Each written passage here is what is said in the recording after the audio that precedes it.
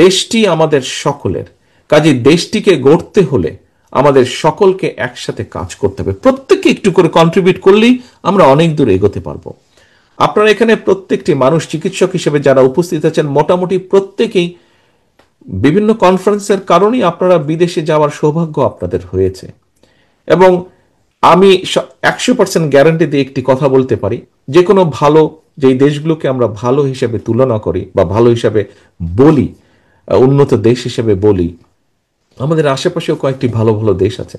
আপনারা যখন গিয়েছেন আপনাদের কাজে, গিয়ে একটি ছোট্ট হলেও দীর্ঘশ্বাস ফেলেছেন, ইস, যখন সেই দেশের রাস্তায় নেমেছেন, এয়ারপোর্ট থেকে বেরিয়েছেন, কোথাও গিয়েছেন, আশেপাশ দেখেছেন, ইস, বাংলাদেশটা যদি এরকম করা যেত, এই চিন্তাটা আপনাদের প্রত্যেকের মাথায় এসছে, প্রত্যেকটা মানুষের মাথায় এসছে যারা আপনারা বাইরে গিয়েছেন।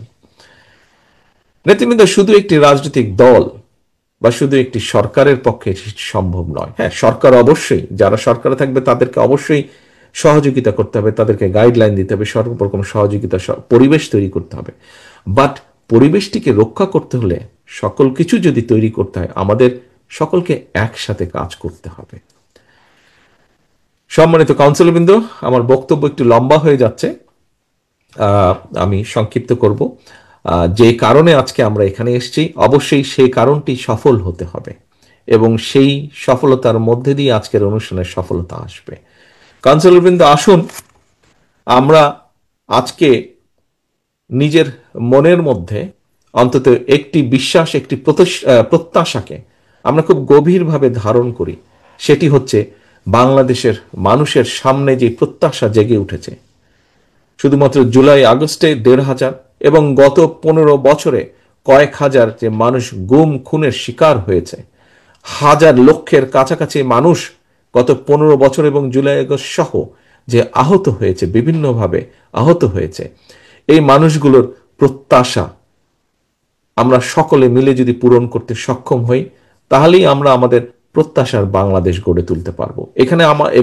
এখানে আমাদের প্রত্যেকটি মানুষকে একটু করে হলেও কন্ট্রিবিউট করতে হবে এবং আমরা সেটা পারবো। প্রথমেই কথা এসেছে, আমার সামনে যারা আপনারা বসে আছেন চিকিৎসক হিসাবে, আপনারা সমাজের কাছে সবচেয়ে গ্রহণযোগ্য, শিক্ষিত, অন্যতম শিক্ষিত ব্যক্তি হিসাবে আপনারা গ্রহণযোগ্য মানুষ সমাজের। কাজে আসুন, আপনারা নেতৃত্ব দিন, আপনারা মানুষের সামনে উদাহরণ তৈরি করুন, আপনারা মানুষকে আশার পথ দেখান, আপনারা মানুষের সামনে উদাহরণ তৈরি করুন।